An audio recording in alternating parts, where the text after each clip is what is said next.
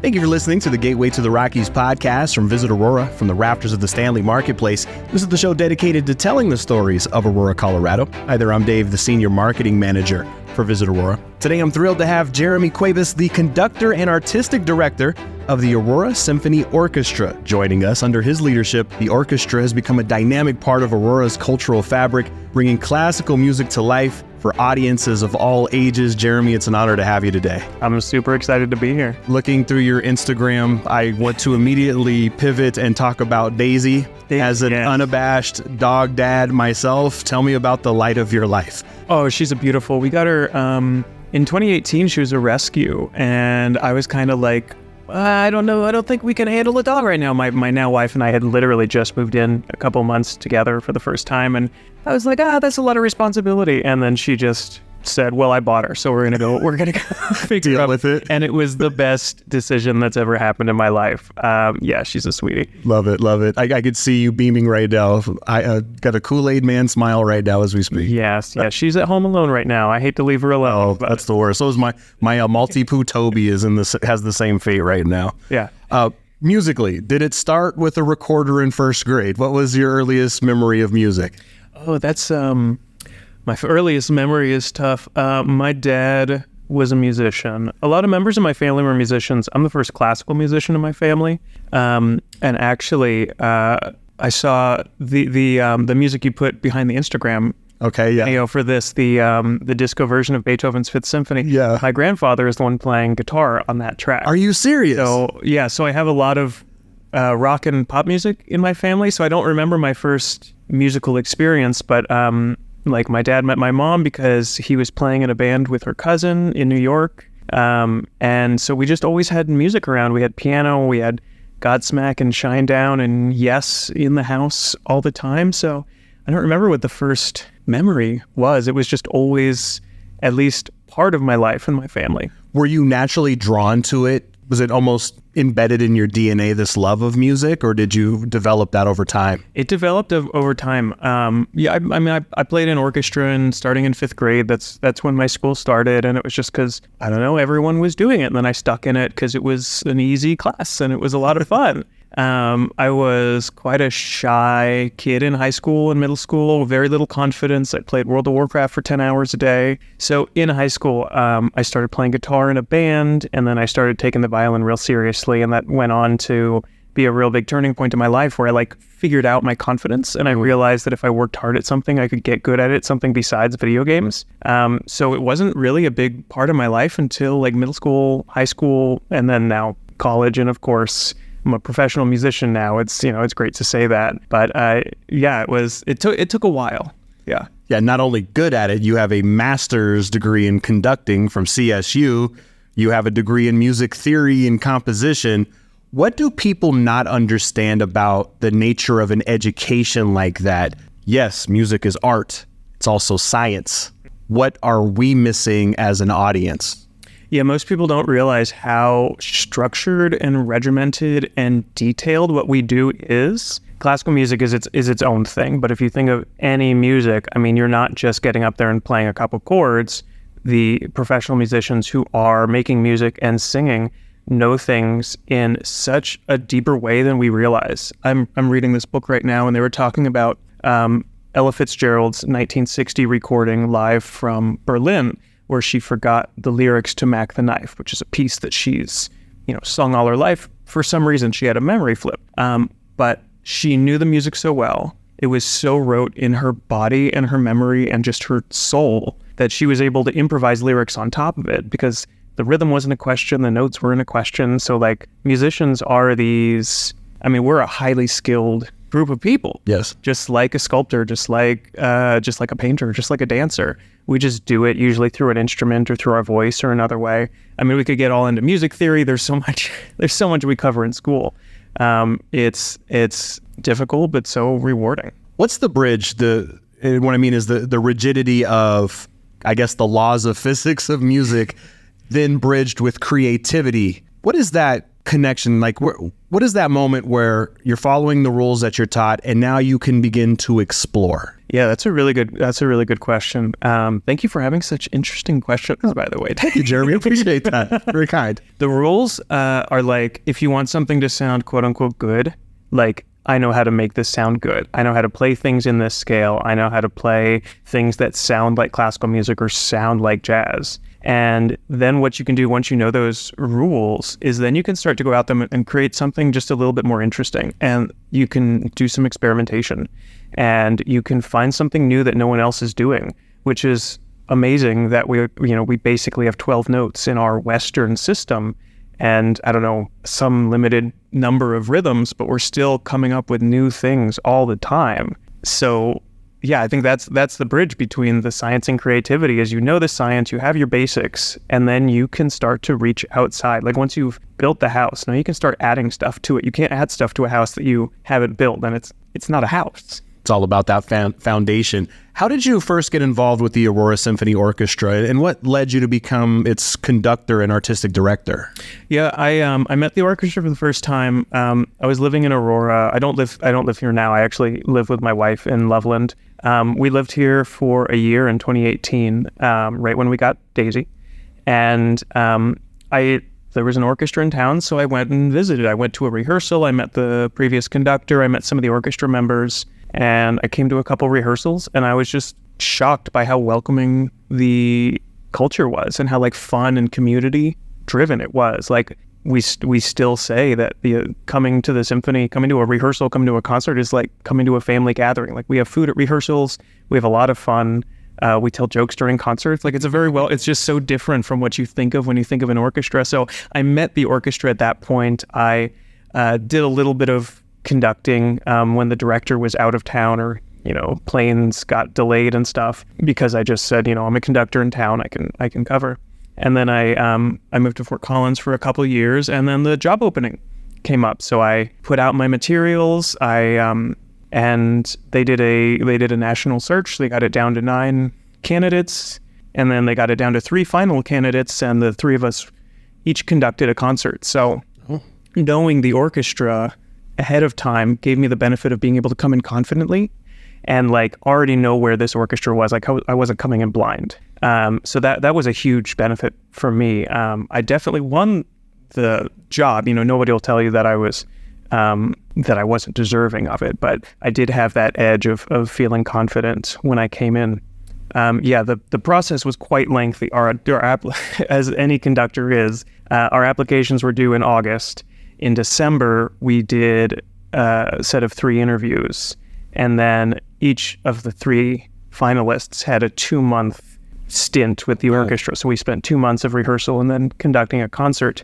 So I was working on that application in July, and then I got the job the next July, 11, 12 months later. So it's quite a process. For a little background, the Aurora Symphony Orchestra was founded in 1978, and it's comprised of people from our community, over 60 passionate volunteer musicians that come from all walks of life. Tell me a little bit about the people in the orchestra. What are their lives like? What fuels their dedication to the ASO? Yeah, actually, after this summer, we're up to over 70 members. But yeah, every member of the Aurora Symphony is a volunteer, and they're people from all walks of life and all ages. I think our youngest member is 17. Wow. And we have some members who have been playing with the orchestra since it started in 1978.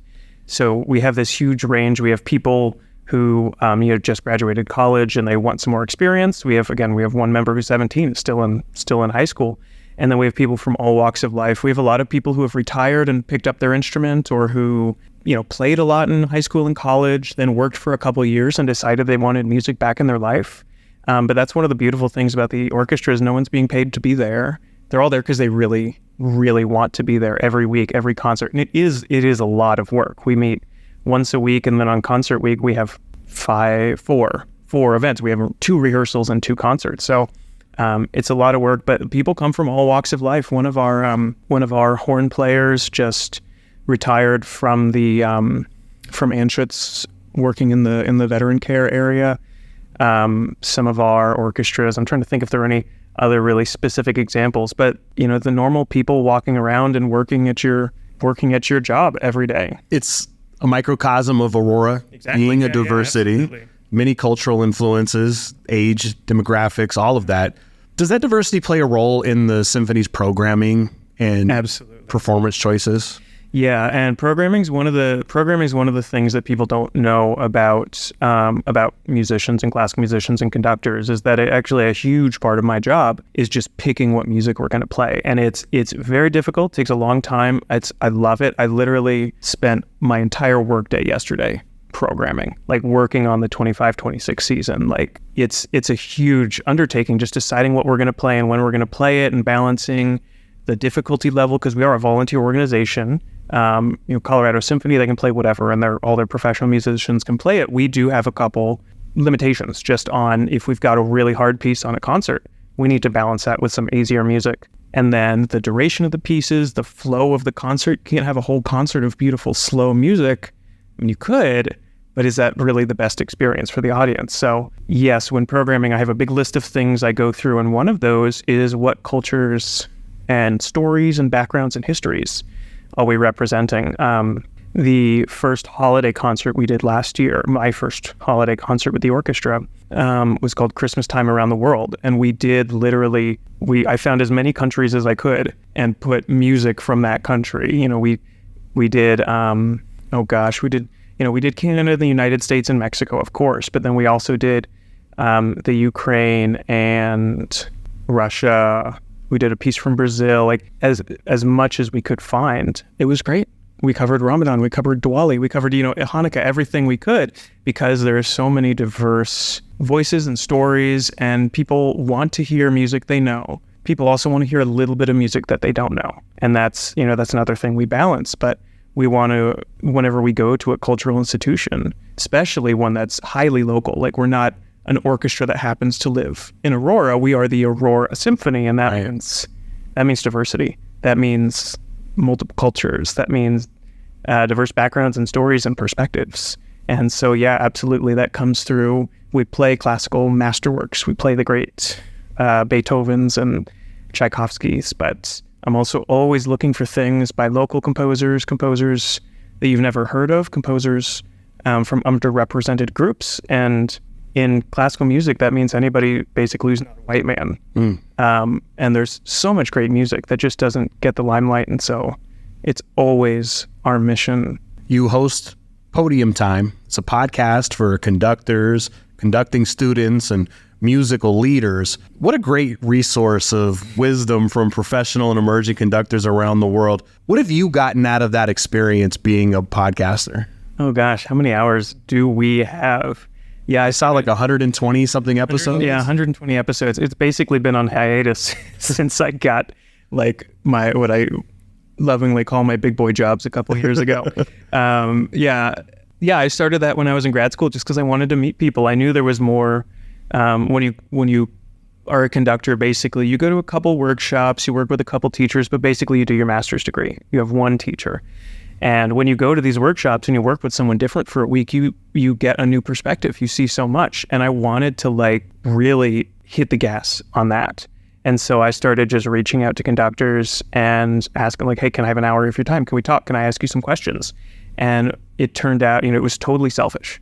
But I was like, well, why don't I do a podcast? I don't know. This is a great reason to get somebody on the phone is, hey, we're doing a podcast is easier than, hey, can we talk an hour? Yeah. And then, I started getting feedback from other conductors that it was very useful because I was learning all this. I was asking questions that other young conductors who didn't know. It's a weird field to come up. It's kind of like an apprenticeship. And there are conductors around the world who are musical leaders or community leaders. And so what I hope that I've done for people is to give them this repository, lessons and perspectives. And, we have two guests saying the exact opposite things. And it's fascinating to reconcile that of why there are so many musical things, but also community things. My very proudest moment, though, was when I was at a workshop and I was just talking to somebody. And she said, yeah, I drove 8 hours here. I was listening to this great podcast the whole time. It's called Podium Time, if you heard of it. And I was like, no, please tell me more about it. And so I just lived in that joy for a couple minutes before I told her that it was my podcast. Oh, how cool. I imagine she was surprised. Yeah. And then I get the like, oh, you should talk to this person. You should talk to this person. Yeah. So it's that's definitely something I wish I had more time for right now. But I mean, how much did I learn talking to 120 professional and up and coming conductors who were better than me? What I wanted to do, like so much. It's I can't even put into words. You may walk out from this question, but I have to ask it. This is going to sound like a really ignorant question. What exactly does a conductor do? From the outside looking in, it's like you're just setting the vibe while musicians are looking at their sheet music. What am I missing? What are the musicians really observing, and how are you navigating the performance? You're not missing as much as you think. So in my last job, I wrote an article about this. So I use this framework to help understand it. But really, I mean, in a broad sense, we are setting the vibe. I mean, so I was reading a book the other day that described all music making as, all we're doing is moving muscles, and then the instrument or our vocal cords respond. And that's exactly what conductors are doing too. The orchestra is our instrument, and I move my muscles, and I kind of show them, I lead them, I gather them into what they do. So every musician on the stage is their own individual, and all I do is set the vibe, set the stage, and get them playing together.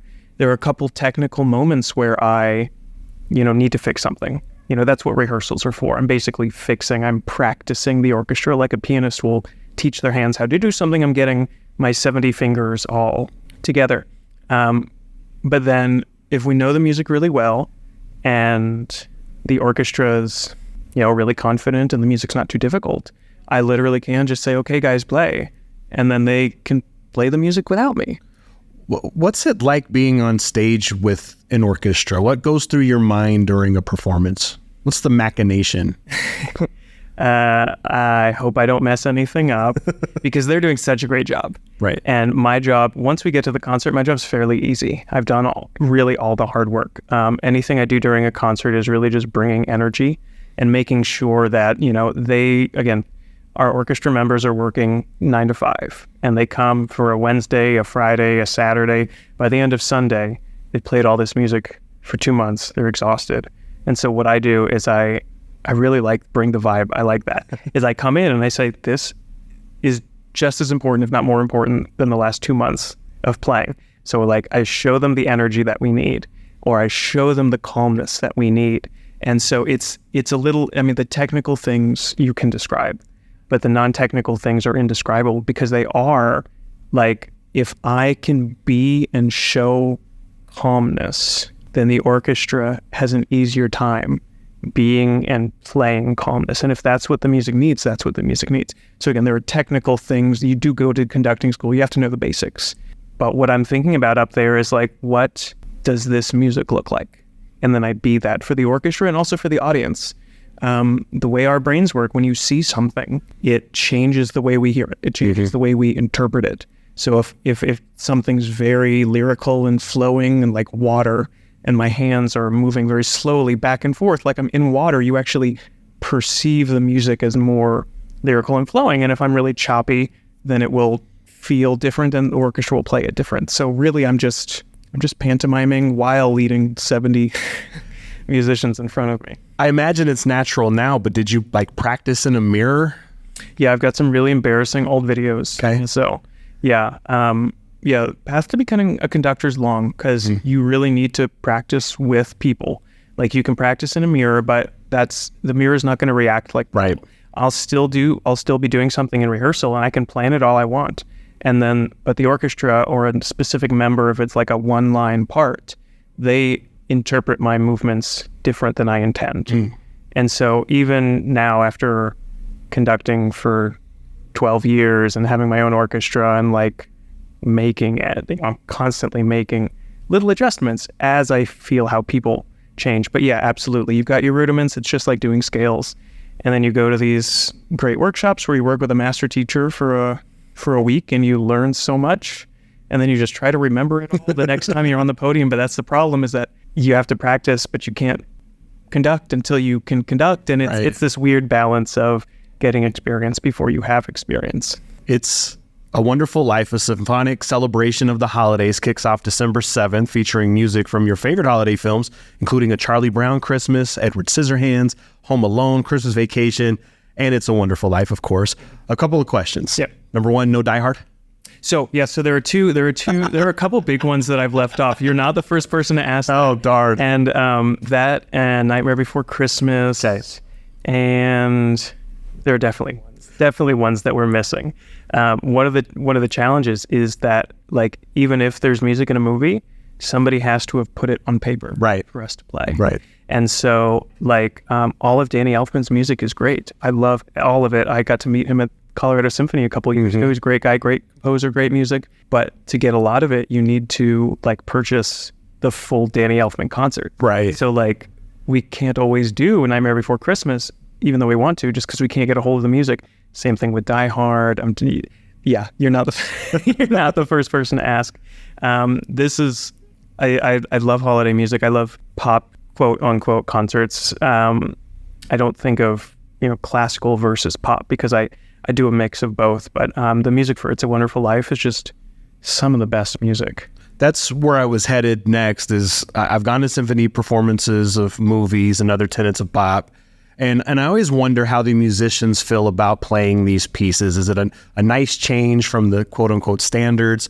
Is it a bit of an eye roll because maybe the pieces are easier to play, or maybe are cliche and aren't intrinsically considered high art? I mean, what is the general opinion of the musicians? A little bit of everything. Yeah. Everything you just said is happening in the orchestra. And then I had an early teacher say, you need to, again, setting the vibe, you need to show up like this is just as important as every other concert. Same thing with our youth concerts. When we do a kids concert, it's shorter music. Sometimes it's easier music. We have, fun on the stage. But it's my goal for us to take that just as seriously as anything else, because it's almost more important in that we're, like, reaching, future symphony members where, we're actually entertaining instead of doing one of many things, one of which is entertain, but also provide this artistic experience. So there's a lot of that. And that teacher I had said, one of the musicians said, another Christmas concert, and like rolled their eyes. And he's like, no, that's okay. It's my job to counter this and make sure we take this just as seriously. And part of that's how I run rehearsals is I don't, again, from that advice, I don't, take any of it flippantly. I show up and I say, we're going to play the Nutcracker, Tchaikovsky, just as hard as we play, like, the Symphony No. 6 Suicide Note Tchaikovsky. You've been deep into the programming mode yesterday, as you mentioned. What are some of the pieces that you're most excited about next season? Well, I did find Nightmare Before Christmas. I haven't found Die Hard. But yeah, I've got my own personal wish list, again, which I need to balance with the realities of the orchestra, the size, the skill level, the time we have to rehearse, the budget that we have to purchase music, and just the length of a concert. I can't go too much more than 2 hours. And then the orchestra also has a wish list on our website, where we say we want to perform this music. It's expensive because the composers are alive or the piece is particularly large. What we're looking at for next year is I would love to do a Halloweenish concert. There's so much good classical and pop music for Halloween.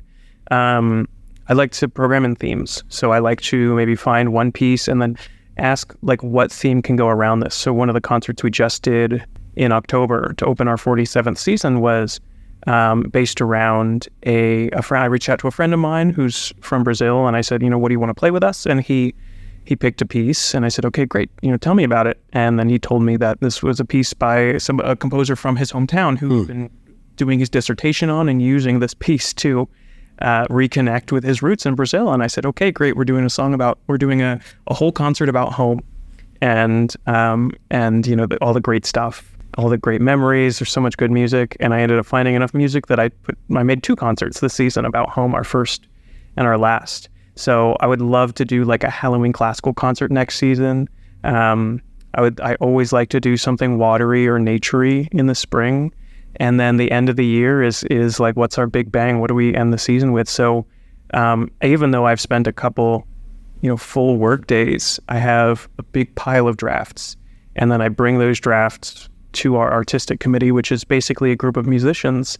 And I say, which of these is the most engaging to you? Which of these are you the most excited to play? Which of these maybe are less exciting? And then and then we start to narrow down, and we pick one and then we adjust it. So it's a pretty long process, but it's so much fun because I also just get to listen to all this great music.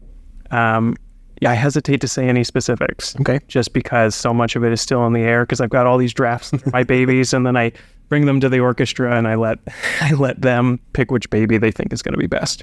Along with the phenomenal concerts that you put on, the Aurora Symphony Orchestra also offers programs for young musicians. What's your vision for that youth engagement in the arts, and how can young people benefit from being involved in the symphony?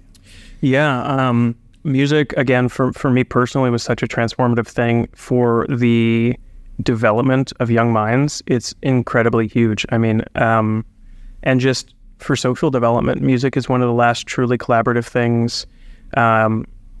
Besides sports and a chess club and theater, music is one of the many things where kids learn how to work hard at something and then see the results. Like, they literally get better, where they learn to do something difficult that they're not good at yet, and where they learn to work with others in a collaborative environment. There's no two teams in the orchestra. There is just the one winning team, which is all of us. So our youth concerts, we do them each spring, and it's a big, fun, super fun for kids. It's a very engaging set of concerts. We do them bilingually in English and Spanish. This year we're collaborating with an author from Longmont. She's a cellist and an author, and she wrote a children's book during COVID, and she just got it translated into Spanish, actually. So we're super excited that we're doing this children's book as a concert experience. And what the book is about a girl who goes to the symphony with her family, and she's a little bored, but then she notices the cello and she just falls in love with it. And she learns about it, and she goes and she learns how to play the cello, and she learns how to sing, and she learns how to play this music with her friends. And so what we hope that kids get from these concerts is just the inspiration to pick up an instrument. You don't need to take lessons. You don't need to be in a school program if you don't have one. Or you can bang on some pots and pans, or just sing in the shower. Right. Anything that gets you making music, because it's so developmentally good, it's so cognitively good, it's so emotionally good for us. And when we know kids leave those concerts wanting to pick up an instrument. We have we collect quotes for our grants so that we can prove the efficacy of what we do. And one of the quotes that we use is, my kid came to this concert and they wanted to play an instrument, and now years later they're playing an instrument and they're going to college for it. That's the impact we hope to have, because the more musicians I can create in the world, I think the better the world becomes. You also have a background in marketing, which is a great complementary skill set to have with what you do with the Symphony Orchestra. Can you tell us a little bit about your company, Crescendo Classical Marketing? Yeah, it's a brand new company. So in the time that I was trying to become a conductor, between me graduating with my master's and actually getting my first conducting job that was big enough to replace other work, which is this Aurora Symphony job, there was about 6 years there were 6 years in there between 2018 and 2024. So I did the natural thing, and I went into symphony admin. So I worked at the Colorado Symphony box office for 3 years, and then I served as the marketing director for the Fort Collins Symphony for 3 years. And in those two positions, I think it's one of the best things that ever happened to me was having to spend that time not being like a full-time conductor, because I've really got to talk to audience members. In the Colorado Symphony box office, one of my favorite anecdotes that I share with conductors all the time, we have a really hard time like seeing things from the outside of us. Yeah. Was they were doing their annual Night in Vienna concert for New Year's Eve, and somebody came up to the box office and I said, "Oh my God, this is my I've been coming for 30 years. This is my absolute favorite concert. It's just, the programming is amazing. I love it." And then 2 minutes later, somebody came up and said, "I've been coming to these concerts for 30 years. I hate this. This is my least favorite one I've ever been to." Oh, geez. Okay, yeah, there's, we don't know what people are gonna, but we can kind of guess. Anyway, so yeah, and then I moved into marketing, and I think the benefit that I got from those two jobs is having an outsider perspective, and being able to look at an orchestra's marketing and say, this could be better in this way, because you're not taking into account that people don't know what that word means. Right. So I'm really focused on customer experience. I'm really focused on talking to people not as a conductor, but as like a human to human, because it's all just music.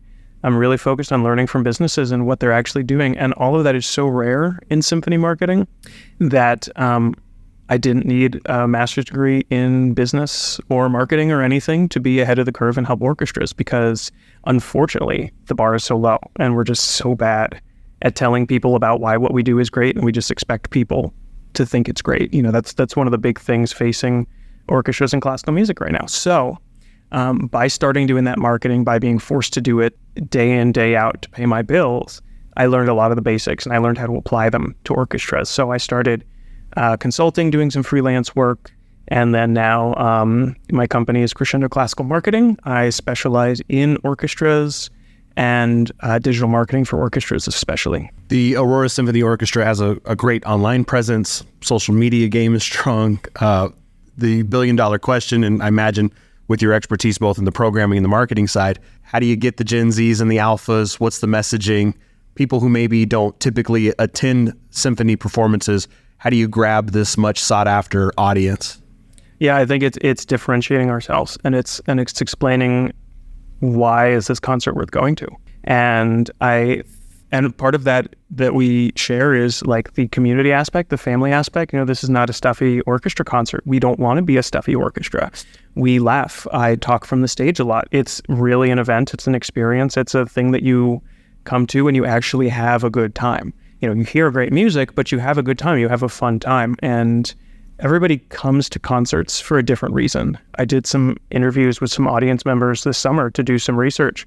And one person described the concert as kind of like a book club. It was really nice, but mostly it was a reason for them to do something with their family and their neighbors and then go to dinner afterwards.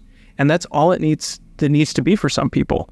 And another person came to the concerts, somebody who was dealing with chronic health issues, and talked about how the concerts helped her feel seen because our box office people welcome them and our audience members were talking with them, so that they weren't a number like they were at the hospital. And then how the music, the vibrations literally heal them. Wow. And they do. Listening to music has, again, a lot of cognitive benefits, a lot of proven scientific ways that it interacts with the brain because every brain region uses it. So the way that we get more people to the orchestra, and it's working, and this was my whole goal. This is part of my whole pitch of like, we're going to grow musically as an orchestra, but we're also going to grow the audiences. We're going to connect with the city. We're going to give people what they actually need, which is not classical music. It's what classical music concerts can offer them. And for people, that's just a reason to get together. And for other people, that's like the space to turn off your phone. Mm-hmm. Like how often recording this, the election results came in last week. Yeah. And I don't need to tell you how stressed and attached to our phones we've been. So these concerts give us 2 hours to disconnect where we are literally just being in the moment. And that's so rare these days. And we're just experiencing something together. So the way that we're growing is we're emphasizing the fun aspect. We're making our concerts accessible and fun. And then we're differentiating ourselves in that we are providing like a safe, entertaining, affordable, welcoming space for people to come be people again, and not like another tweet or another post on Instagram or, two people arguing over politics. Obviously, going to a concert is one of the best ways to engage as a community member, but more broadly, how can the community support the Aurora Symphony Orchestra, volunteering, other ways? What are some of the ways that we can engage as citizens? Yeah, the primary way is coming to a concert. I mean, that's our core thing is we gather and then we perform concerts. We have a really engaged social media team. That's this thing that I would have loved to come in and just redo myself, but I can't take any credit for it. Because one of our board members has really taken that upon herself to just really rock it with social media. So, engaging with social media, sharing our posts, the regular things, but to support the orchestra, we do take volunteers, but the biggest thing is really to spread the word. The phrase that we hear when we go to Pride, when we go to Global Fest, when we go to a craft fair and we have a booth up, we always ask the question, did you know Aurora had a symphony?